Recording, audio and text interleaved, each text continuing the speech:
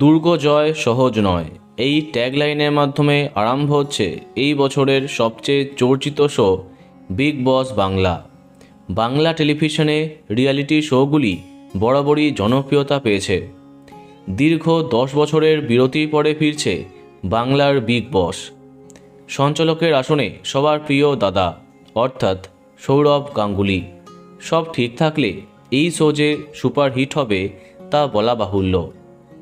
সম্প্রতি স্টার জলসা জানিয়ে দিয়েছে আগামী 30শে আগস্ট আরম্ভ হচ্ছে বিগ বস বাংলা। 9:30 এবং 10টায় দেখা যাবে এই শো। সৌরভ গাঙ্গুলির সঞ্চালনা নিঃসন্দেহে এই শোয়ের প্রধান ইউএসপি।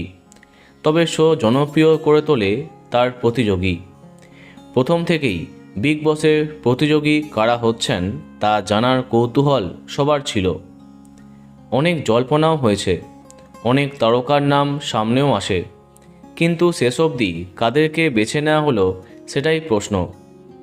জানা যাচ্ছে প্রস্তাব গেছে প্রাক্তন ইম্পা সভাপতি পিয়া সেনগুপ্তর কাছে, যিনি বনি সেনগুপ্তর মা।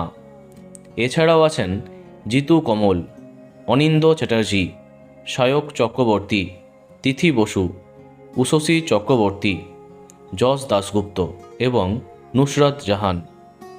বোঝাই যাচ্ছে কী পরিমাণে জমে যাবে বিগ বস বাংলা।